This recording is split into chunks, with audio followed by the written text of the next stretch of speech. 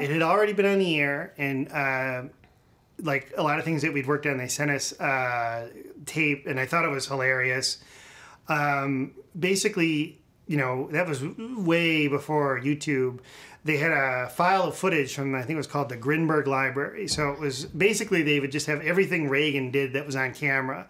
And we would sit there. The head writer was Matt Newman. There were writers Arnstein and Hurwitz, Elaine Pope, a lot of really funny people. You just watch this footage, you know, and then I remember one I watched where Lech Walesa was in this van and he had some kind of plant that his woman gave him, and I thought, oh, it looks like Cheech and Chong.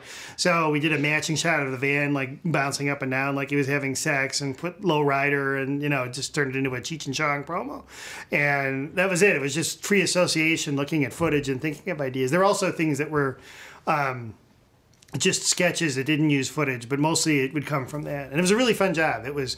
The only drawback was it was not full-time. They would go on for about 10 weeks and then off.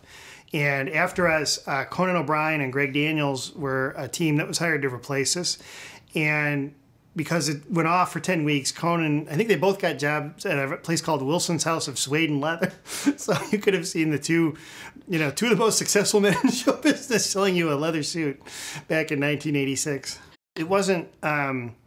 a technical rewrite room. Matt Newman was the guy in charge, and you would write, basically, you know, we were pretty prolific and tried, there were two of us, we'd try to get as much stuff in as possible. So we'd write a bunch, and then they would have a meeting, Matt and Moffat and Lee, and then go through all the sketches and decide which ones they would shoot. John would direct.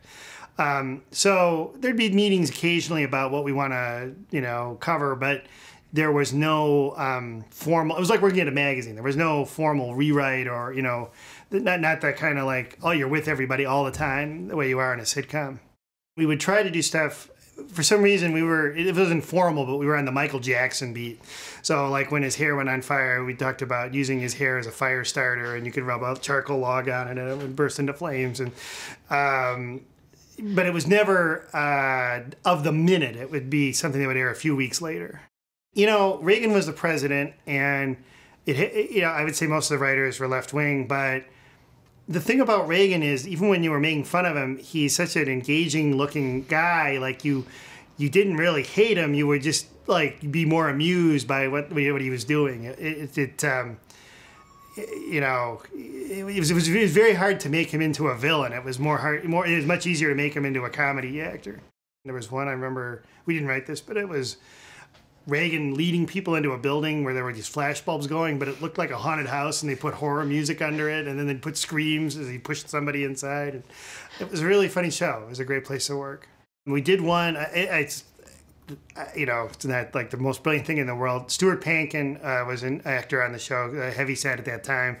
So we did a thing about Nadia Comaneci, because people kept saying how she had like just lost it and she wasn't any good. So we did him dress up in a leotard and you know, put a wig on and said, well, now look, this is unbelievable. And you know, we just had him like fall on a balance beam and split it in two.